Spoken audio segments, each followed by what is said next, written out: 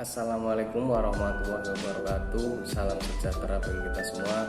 Perkenalkan, nama saya Farul Umar.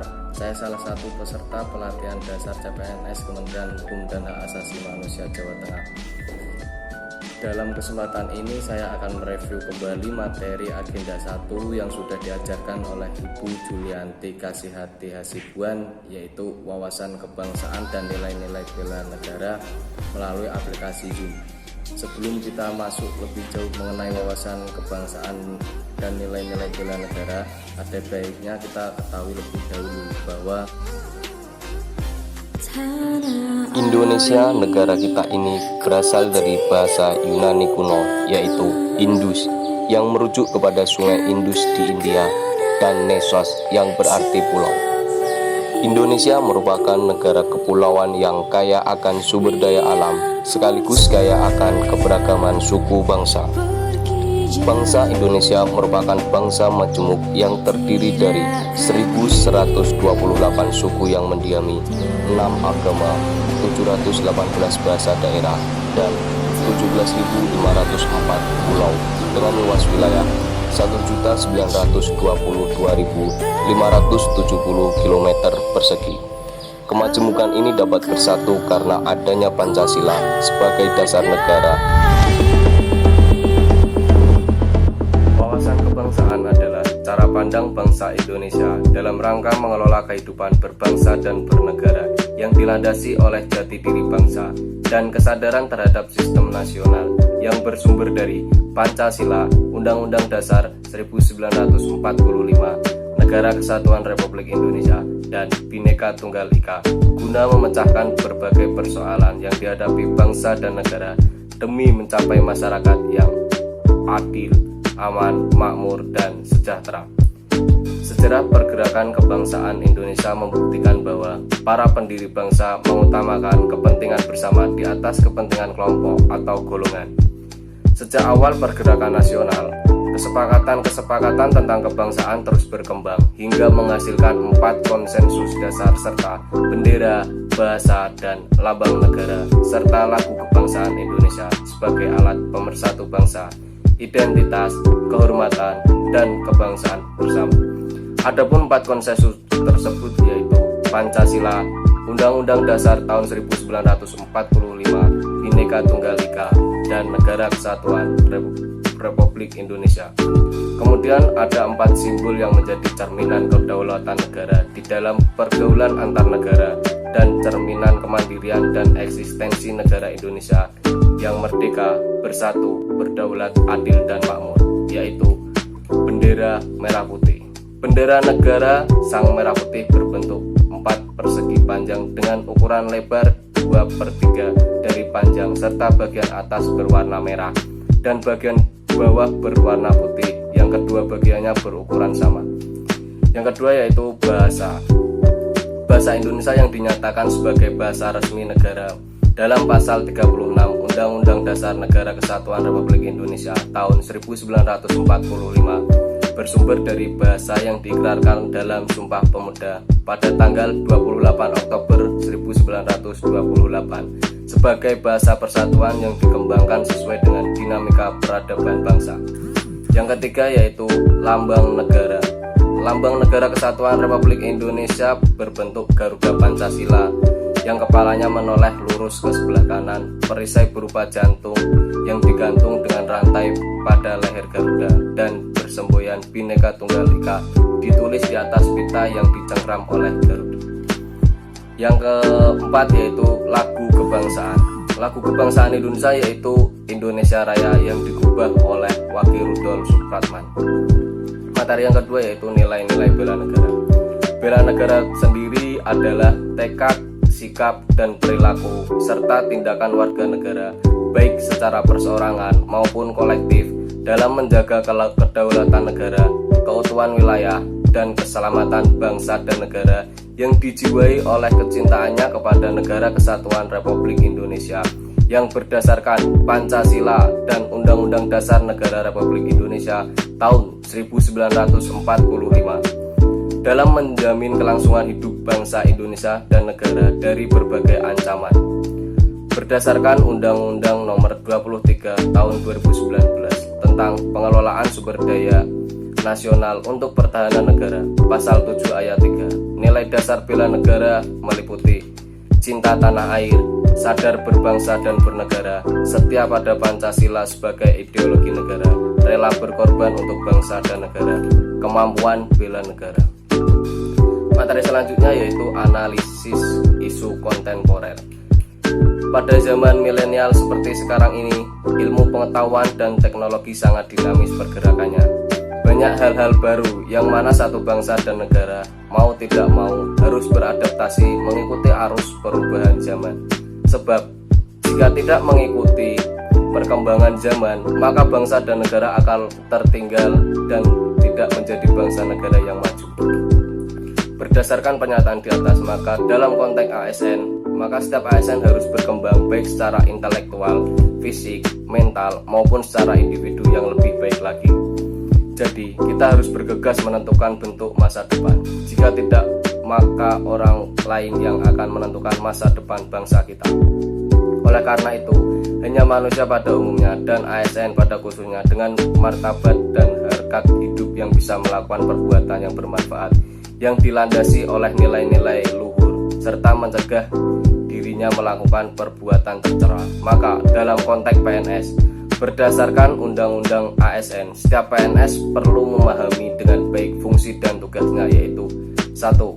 Melaksanakan kebijakan publik yang dibuat oleh pejabat pembina kepegawaian sesuai dengan peraturan perundang-undangan. 2. Memberikan pelayanan publik yang profesional dan berkualitas, serta mempererat persatuan dan kesatuan negara Republik Indonesia. Kemudian, selain memahami fungsi dan tugasnya, ASN juga harus menjadi ASN yang profesional dengan memenuhi beberapa persyaratan sebagai berikut. 1. Mengambil tanggung jawab. 2. Menunjukkan sikap mental positif. 3. Mengutamakan keprimaan. 4. Menunjukkan kompetensi. Dan yang kelima, memegang teguh kode etik. Maka, untuk menghadapi perubahan-perubahan yang ada di lingkungan sekitar kita, diperlukan modal insani. Modal insani yang dimaksud di sini adalah modal atau kapital dalam konsep modal manusia. Konsep ini pada intinya menganggap bahwa manusia merupakan suatu bentuk modal yang tercermin dalam bentuk pengetahuan, gagasan, kreativitas, keterampilan, dan produktivitas kerja.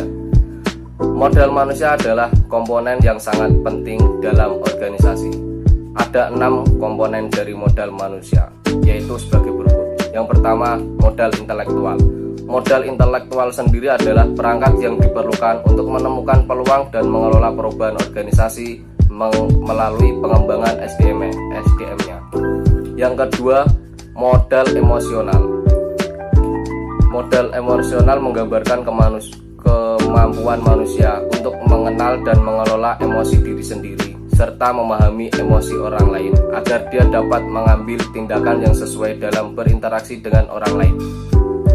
Yang ketiga, yaitu modal sosial. Modal sosial adalah jaringan kerjasama di antara warga masyarakat yang memfasilitasi pencarian solusi dari permasalahan yang dihadapi mereka.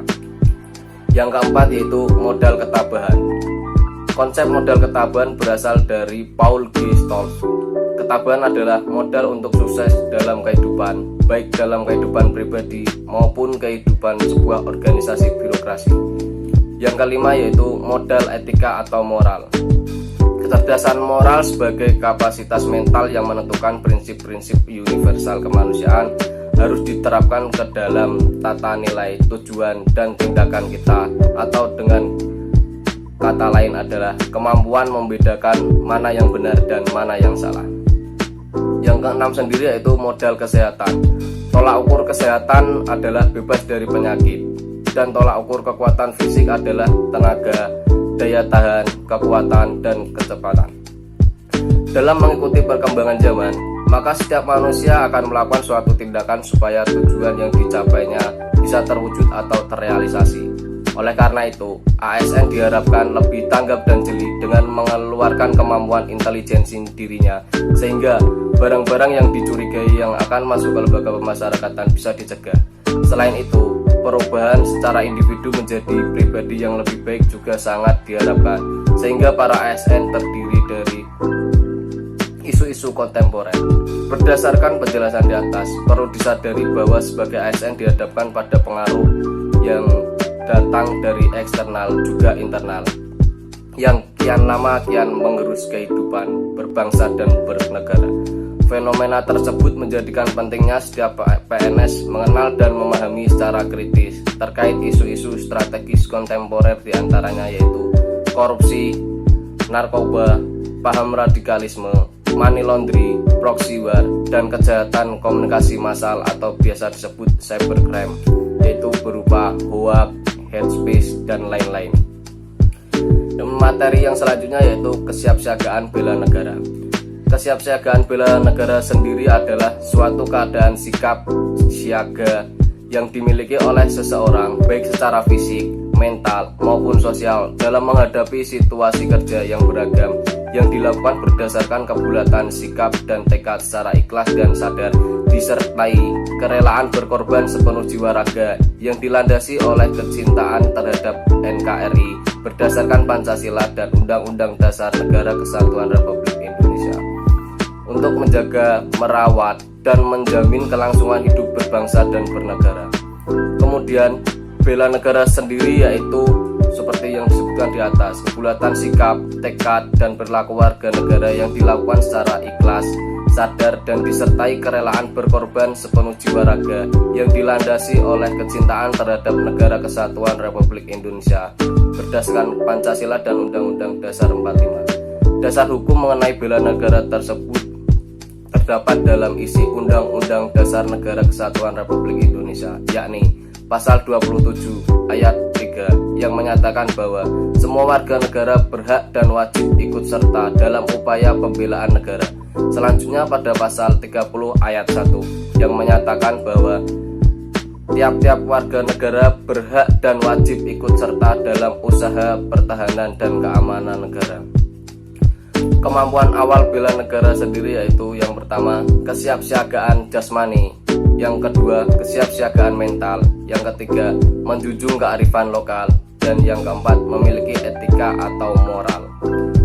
Untuk rumusan 5 nilai bela negara sendiri yaitu yang pertama, cinta tanah air, dengan indikator yang pertama, mencintai dan menjaga kelestarian lingkungan hidup. Yang kedua, menghargai dan menggunakan produk karya anak bangsa. Yang ketiga, menggunakan produk dalam negeri. Yang keempat, menjaga dan memahami seluruh ruang wilayah NKRI. Yang kelima, menjaga nama baik bangsa dan negara. Yang keenam, mengenal wilayah tanah air tanpa fanatisme kedaerahan.